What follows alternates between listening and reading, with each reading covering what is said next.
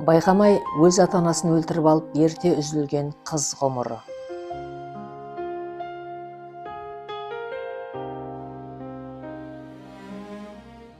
Гүлназ ашуланып өз бөлмесіне жұлқына кірді. Есігін тарс еткізіп жауып, төсегіне етбетінен жата кетті.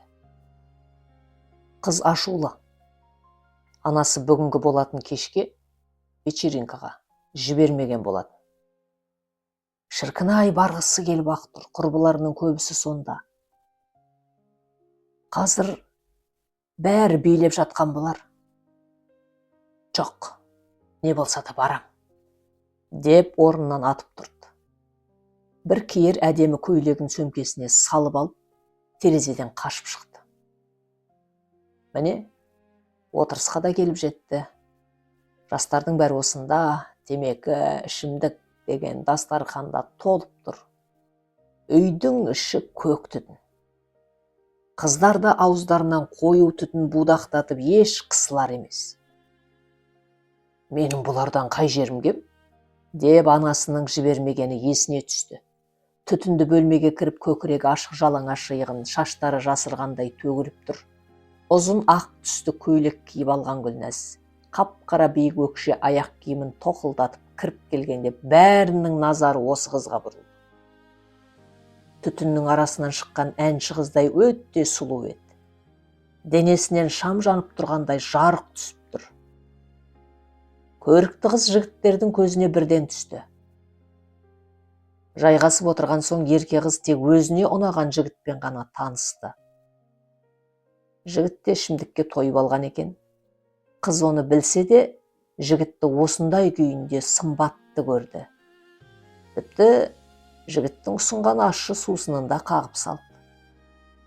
Біраз уақыттан соң жігіт: басқа отырысқа барайық, достарының бәрі сонда, қызықтың көкөсін сонда көресің, деп құлағына сыбырлады. Қыз да көп ойланбастан келісе кетті. Көлік тізгіні ішімдікке сылқия тойған жігітте болатын. Адам шошырлық жылдамдықпен ызғытып келеді. Қайда, неге бара жатырмын деген қорқыныш пайда бола бастады. Қорқыныш та көп ұзамай шындыққа айналды.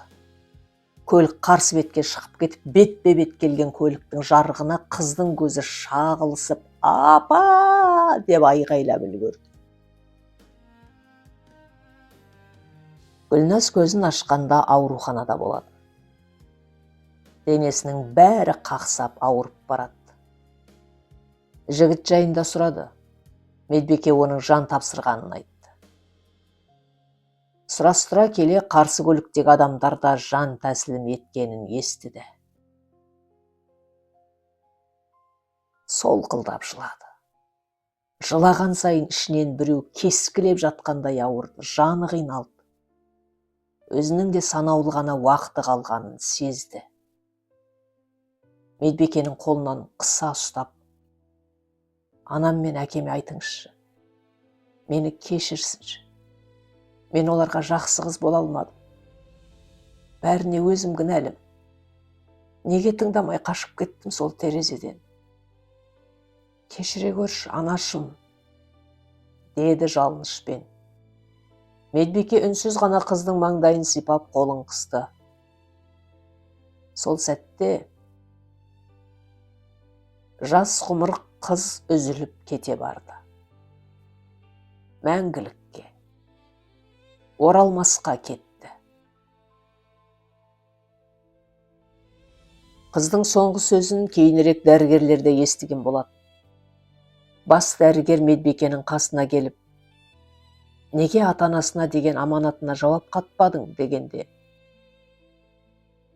білмеймін, не айтарымды білмедім. Қарсы көлікте қызды іздеп шыққан оның ата-анасы екенін қалай айтайын? Деген медбикенің бетін тоқтаусыз көз жасы жуып жатты.